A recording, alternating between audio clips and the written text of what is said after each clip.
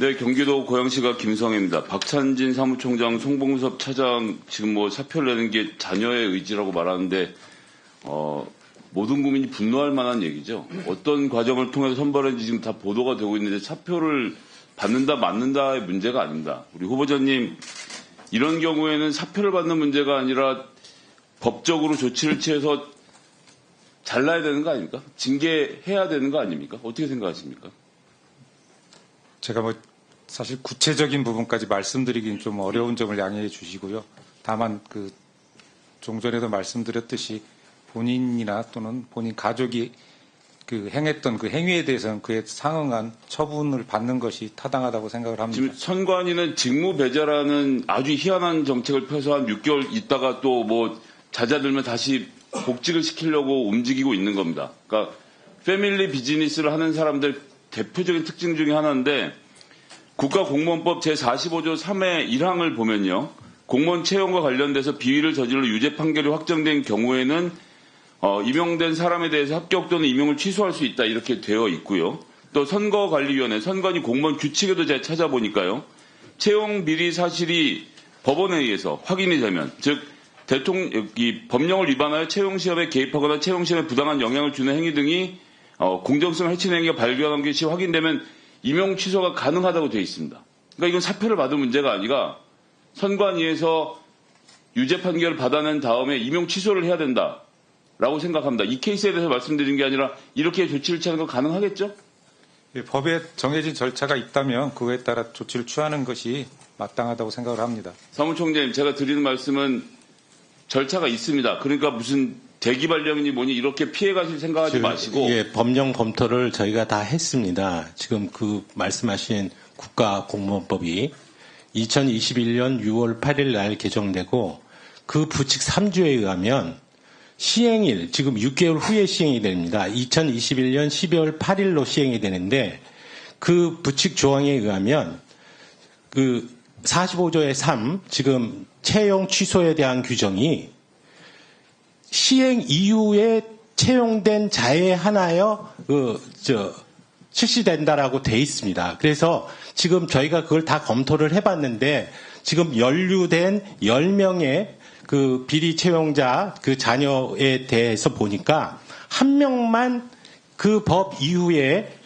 채용된 사람이고 9명은 지금 그 이전에 채용된 상황입니다. 예, 그래서 지금 저희가 대기발령, 제가 한 1분 가까이 말씀 들어드렸는데 도저히 더 이상 못 들어드리겠는데, 그러니까 법적으로 문제 없는데 뭔 상관이냐, 우리끼리 알아서 그런 뜻이 아닙니다. 그래서 저희가 대기발령을 하고 하는 취지가 거기까지밖에 들을 수가 없겠네요. 예, 안타깝고요. 야, 그러니까 이제 복귀시키면 되는 거네요. 이게 사실 지금 그래서 저희도 이 부분은 저희 조직원들 사이에서도 이 분들이 책임지기를 원합니다. 그래서 스스로 결자 해지의 심정으로 조직을 위해서 그러니까 사퇴나 이런 의사를. 조직 폭력배들 조직입니까? 누가 무슨 결심을 해서 뭘 어떻게 한다고요? 법적으로 문제를 해결할 방법이 없은 법을. 그래서 지금 저희가 그래서 지금 저희가 어떤 방법으로든지 그 정도 보기 듣겠습니다. 위해서 알겠습니다. 지금 대기발령을 한 상태입니다. 네, 그 정도 듣겠습니다.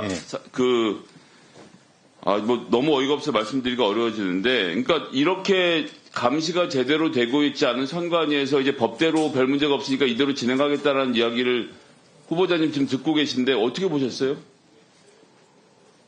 그러니까 법대로 문제가 없으니까 이대로 그냥 하자. 옛날에 우리끼리 식구끼리 좀 해먹었는데 어쩌겠느냐라는 입장을 제가 이렇게 공식적인 자리에서 들을 줄 몰랐습니다. 어떻게 보십니까? 이대로 가도 되나요, 선관위?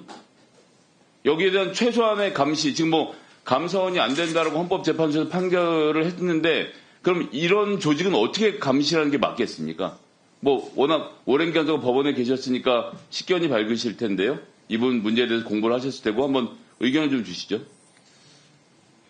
지금 이 문제에 대해서는 저도 법 규정 자체를 자세히 들여다보지 못해서 답변드리기 어렵습니다만은, 원칙론으로는 종전에 말씀드렸듯이 책임질 사유가 있고 그게 법에 부합하는 것이라면 그에 따른 조치가 필요하다고 생각합니다. 예. 저희가요, 신규 채용을 하는 자리가 아닙니다. 이 자리는 경력직 면접을 보는 자리입니다.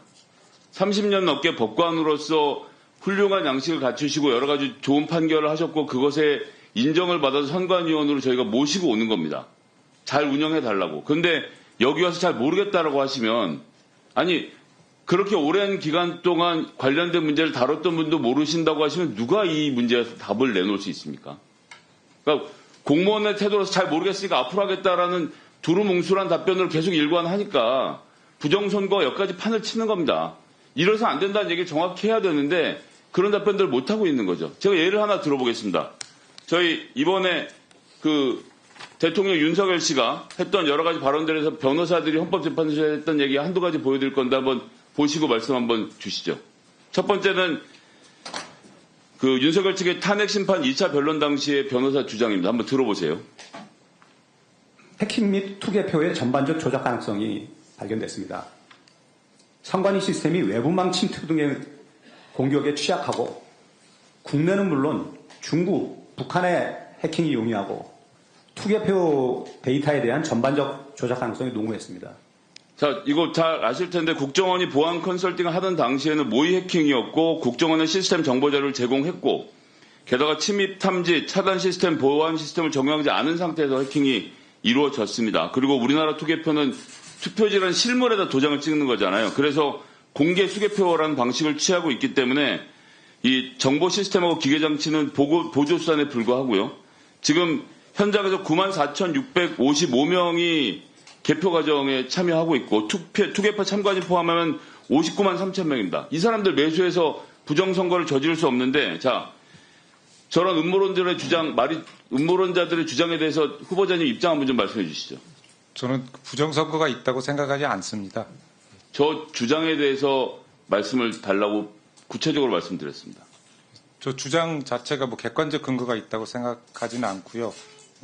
대법원 판결에서도 역시 부정선거가 있지 않고 저런 조작 가능성은 있지 않다라고 명확하게 판단한 것으로 알고 있고요. 거기에 저도 동의하고 있습니다.